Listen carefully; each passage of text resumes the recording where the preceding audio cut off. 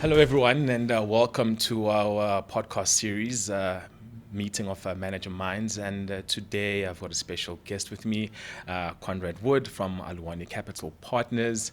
And today we'll be getting some insights and just getting into the mind of Conrad and actually unpacking it for us in terms of his investment career, his professional career, and his work at Capital Partners, and obviously Alexforbes being the investment destination. We pride ourselves in being one of the largest multi-managers in the country, boasting over 700 billion worth of assets under management, and it's always a good point to get the best and brightest minds in the room just to get a better sense of their world and what it actually means for them. And welcome, Conrad. Thanks, Mzee. It's a pleasure to be here. Look, I'm just going to kick off with just a little icebreaker, and I just want to get a sense of who Conrad is. Just take us through who you are as a person. How did you get into the finance world, and how did you get into investments? And just tell us about Aluwani as well. Yeah, thanks very much. So I'm head of fixed income at Aluwani Capital Partners, and we're 10 years old as of last month. So it's a decade, which is a young company compared to some other asset managers, but it's been a long 10 years in building this thing, but very happy with where we are. We've got 150 billion rands worth of assets under management, so gaining traction in that space. And I head up the fixed income team there, 9 people strong, managing a range of different fixed income portfolios. And that's all I've ever done, is manage fixed income portfolios. So for the last 30 years, which my career spans, I don't know if that's a good thing or a bad thing, but I'm making my way and learning every day, and still excited about fixed income investing and creating fixed income portfolios. I mean, I guess with investments, terminology tends to be elusive and confusing.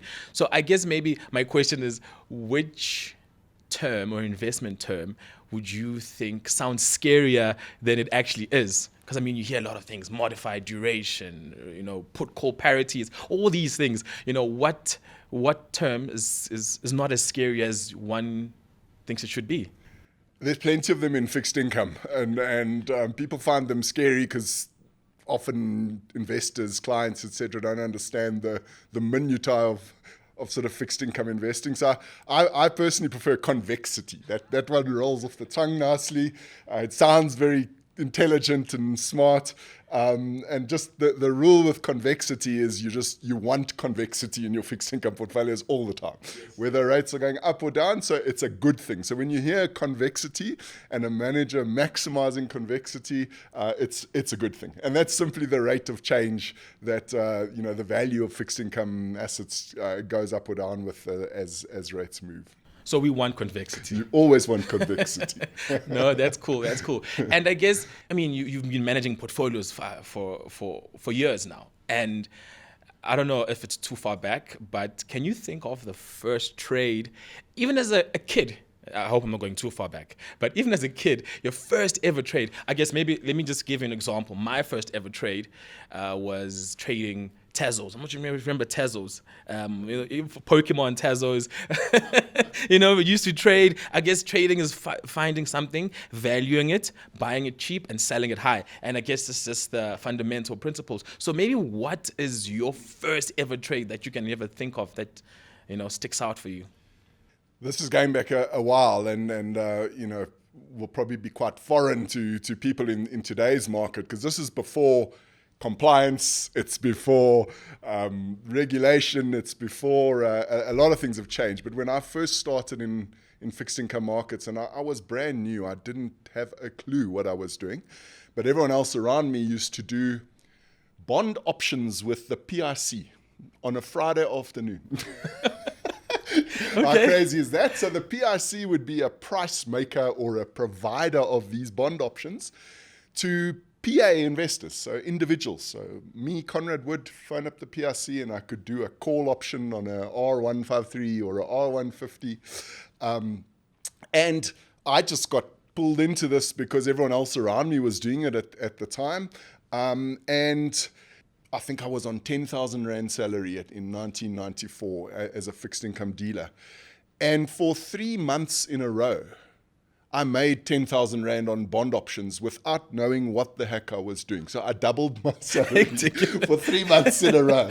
And I thought this was absolute nirvana. We had arrived. And the PRC was doing these things off their liquidity and off their book to all the fixed income traders and dealers in the market. So I remember those things with great fondness, but sadly it fizzled out and became unavailable, and we've moved on from there. Luckily, so I can focus on client portfolios now. But that was my debut sort of PA trading in the fixed income market. Oh no, that sounds like an absolute joy.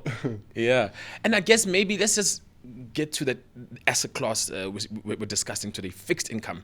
Maybe just, for the viewers out there, what is fixed income and how are you as Aluwani Capital Partners investing in this type of investment vehicle and asset class, and in your philosophy and the process that you follow in determining what goes into a portfolio, what comes in, what stays, and all the other intricacies, maybe at a high level? Yeah, and I mean, fixed income, the market has evolved incredibly over the years that I've been managing portfolios, to the extent that your set of tools and what's available to you to create fixed income portfolios has really, really grown phenomenally. So at a very high level, fixed income investments is giving money or lending money to borrowers. So whether that's the government, whether that's banks, whether it's corporates, whether it's SOEs, lending them money for a certain period of time with a certain profile, whether it's a fixed rate of interest or a floating rate of interest or inflation-linked interest, and receiving your coupons or your interest along the way, and your money back at the end of the term of the investment. And that sounds quite simple. And the fun part or the action comes in is that once you've made these loans or bought these fixed income instruments, their prices change because the environment changes, interest rates go up or down, inflation goes up and down. So the value of these instruments changes and can change quite substantially. And so creating fixed income portfolios becomes about identifying where you are in the fixed income investment cycle, what the backdrop is, and which of these instruments is going to change the most in price or the least in price, and creating a portfolio to benefit from those expected changes in interest rates. And so that's the kind of the basic premise behind fixed income investing. It's generally put out there as, once you've got a full equity allocation in your portfolio, whatever's left goes to fixed income, which I think is being turned on its head in this world, because asset classes are behaving differently now. They're not, traditionally correlated like they have been. The equity market has been through, a fair amount of turmoil as well, and fixed income has actually performed phenomenally well. So it's gradually earned its place amongst the asset classes as a more sort of predominant asset class, or an asset class that you can add value from, and be invested in for a substantial amount of your portfolio and still do well. It's not just the balancing item once you've bought your equities. So evolving. I mean, obviously, and you mentioned that these types of strategies, you would find them in your more conservative portfolios. As you say, it's that cash, what's left over, cash allocation that you put. And I guess what are the key factors maybe do you consider when you put stuff in the portfolio? What do you look for in terms of risks, opportunities that go into that decision of constructing that portfolio? That's evolved a lot as well. I think, going back 10, 20 years when I first got into managing portfolios, I think there were maybe 2 or 3 variables you looked at. And if you got those variables right, you were a for away in terms of getting your fixed income investment views right. And now today there's so many. So you've got to have a good handle on the macro environment, the big picture, the fundamentals that are driving the fixed income market. But then you've got to really supplement that with very strong bottom-up technical type skills as well. Fixed income can be very quantity/mathy if you're gonna analyze all the curves and all the spreads and this bond versus that bond. And we certainly have a good blend of traditional top-down macro analysis, so inflation and growth and deficits and debt. And then you've got the bottom-up, fair value models and regressing this bond against that bond and that gap spread against that spread. So we've got that skill set in our team as well, which is really nice and quite useful. And then I would add a third sort of, driver of how we look at the market in the mix, and this has become more prevalent over the last few years, is this notion of liquidity and capital flows, passives, algorithms, all of this that is driving allocation of capital to markets that is almost independent of the fundamentals or valuations or the cycle. And it's got so big now that it's become a meaningful driver in terms of driving fixed income asset classes. So we spend a lot of time looking at what are the foreigners doing and what are passive funds doing, and foreign ownership of our bonds, and South Africa's weight in offshore bond indices will determine how much capital you can attract from foreigners. So that's a whole new sort of lever in terms of helping us to analyze markets and try and predict which way the value of all these different types of fixed income instruments is likely to move. Yeah, no, that's an interesting points rather that you make. And I guess, you mention, foreigners, you mention that thematic and macroeconomic, lens that you need to apply or look through rather. So thematically, the world's been flipped on its head currently. And where are you seeing opportunities, risks? I mean, not necessarily within just local fixed income, maybe globally, because with oil prices, they drive inflation. They're inflationary in a sense, and obviously that has an influence on where the central banks, tend to generally move. So, what are the variables you're looking at from a macroeconomic standpoint, and the risks and opportunities, that you are seeing globally? AI is there, geopolitics, escalation, and all of these things. How are you looking at that? With difficulty, because there's so many. I mean, I often joke with my colleagues, and I probably shouldn't say this in front of clients, but it's one of the few jobs where you feel like you almost know less the longer you do it. Can you imagine if a doctor went into an operation every day and he's declining in his knowledge versus what he used to know? So yeah. Oh man, it's a challenging world, and it's just evolving and it's dynamic all the time. I mean, globally, my biggest concern, and this is quite a slow-moving variable, so I don't know if it manifests itself in my career or if it's after. I have serious concerns about debt, indebtedness, and how that whole thing plays out in terms of global investment markets. That would be a big risk.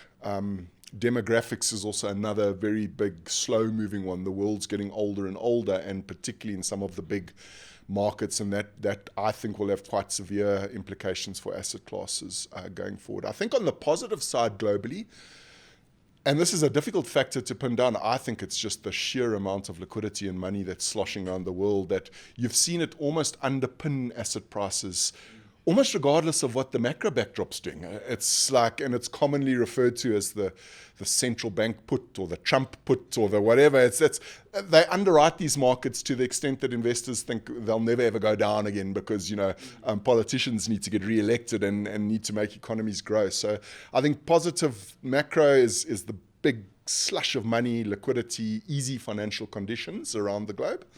The big negative one for me is debt and demographics. If we go South Africa, and there's a myriad of them, but I'll pick two. I think the two we're looking at quite closely now is South Africa's in a massive sweet spot at the moment because of the jaws that have opened up between gold and oil. So gold doing a moonshot, oil plummeting, and maybe not right now, but let's see what happens there. those jaws, gold above 5,000, oil at 60, have just been a massive boon for South Africa in terms of trade, and revenue generation, etc. And we know that that's unlikely to last forever. So how does that pan out, I think, is going to be crucial for South Africa going forward. Is there a sharp pullback in the gold price? Is there a significant spike in the oil price now? Does it carry on? Does, once this Middle Eastern thing settled, does oil go back to 60, even 50? There's massive surpluses of oil in the world at the moment. And does gold, do a 7,000 on continued central bank buying and fiat currency hedging and the like? So just a simple indicator, sort of gold minus oil for South Africa, I think is a massive theme at the moment that we would be looking at. Last one on South Africa is, and I think this is an underappreciated risk, is if South Africa's GDP growth doesn't improve, it's going to be a tough haul for us. If we are not going to get growth much above 1.5% to 2%, all the boon from the gold price and the commodity cycle and the rand and that is going to fade, and we'll be left with mediocre growth versus other EMs, and growth that is not enough to service our debt, and growth that is not enough to create employment. And then South Africa will revert back into this sort of muddle through, tension-filled sort of macro environment that we've all used to been investing in over the last few years. So vital that we get that growth, economic growth in South Africa up. So yeah, and I mean, when you speak of themes, AI has been a big theme. Your views on AI internally or externally, what's your take? AI at just a macro level, so outside of the investment world, for me, and maybe it's my age, I don't know, it's absolutely petrifying. I don't know where this thing ends. And there are some doomsday scenarios where things get really messy, and unethical, and you lose control of the thing almost. So that's fascinating to me, is where's this thing going and how does it end? At a total level, I think is really intimidating. If you bring it down to an investment level, I mean, how I'm sort of running with it now is, I mean, there's some very, very easy, fast wins where you can do things quicker, more efficient. It frees up time to deploy into, the value adding stuff. So that's great. Plus, we're starting on this journey, but, data analytics and sifting through the realms of data that you have to in order to have informed views, it's very useful from that perspective. So those are the easy wins right now that we're comfortable with and that we're benefiting from. Where it goes in the next few years, as to how it could help investment management or hinder it, I don't know how long it is till an AI bot manages an investment portfolio. That's a difficult one. That'll be interesting to see. From an investment perspective, I think we're getting to a stage now where there'll be very clear winners and losers. I think it's not just buy anything related to the theme and you'll make money or performance or Mag 7. We're starting to see differentiation both on the fixed income and the equity side in terms of potential winners and losers over the course of the cycle. And I think, as far as investment decisions and portfolio performance goes, it will be important in that space to identify those almost sub-themes and pick the winners. And we've seen, software come unstuck. We've seen hyperscalers come unstuck. We're seeing the capex and the expansion being funded by debt now rather than cash flows. It's still at its inception, but I think that's likely to increase. So an extremely interesting space, and I think it's difficult to wrap your mind around some of these technical aspects, to make informed investment decisions on something that's brand new and revolutionary. It's quite complicated, and I think that's going to be a challenge going forward, is to invest wisely in that space. Okay, no, great insight, great insights. So I guess maybe let me just get into a segment which I enjoy. It's called a rapid fire question. So I'm just gonna shoot a couple of questions to you, and let's see where it goes. Good. So, favorite vacation? The bush. Okay. When you wake up in the morning, after a cup of coffee, what's your go-to indicator? What do you look at? The US dollar. Okay. Okay. If you weren't in finance, what would Conrad be doing? It's a bit of repetition, but I love the bush and I love conservation. So I would be a game ranger or a field guide or an ecologist in some game reserve. Oh. Nice. And what podcast or book would you recommend for people that you've maybe read or watched, Wow. The books I read are going to be too boring to recommend unless you're willing to wade through 900 pages on the history of interest rates over the last 300 years. That's great for insomnia. To be honest, I try and read really light fictional and comedy stuff in my spare time because the days are packed with the serious, focused, non-fiction sort of market stuff. So I love sports biographies of famous sportsmen. Spend my time reading those. So a variety, and I wouldn't have one particular recommendation that stands out. Okay, no, cool. And I guess the last one is, in a bear or a bull market, where do you think the biggest learnings come from? It's interesting. In South African fixed income, I would go with bull markets. Funnily enough, I think it's easy to say bear markets because that's when something's gone wrong and you're not prepared for it. And those to me they're inevitable and they come and they're normally quite short and sharp and they bounce back. And it's not that there's no learnings, but I would say the bull markets are longer, more extensive, and they happen for almost sort of structural and fundamental reasons. So I learn from those. And then right at the end of them, the important thing is not to overstay your welcome and to not get caught up in the momentum and the froth, which arguably we might be seeing in the domestic fixed income market at the moment. But yeah, I would say bull markets for learnings for me. Okay. No, cool. Thank you so much for coming through. And there you have it, everyone. Conrad has just unpacked his mind for us a bit and explained, some of the concepts in the fixed income world. And I guess whether you were just a normal person watching the series or an advisor or an investment professional, Alexforbes is the right place to be. It is the investment destination of choice. And with that, we continue to bring you more inspiring and insightful minds to join us at Meeting of Manager Minds.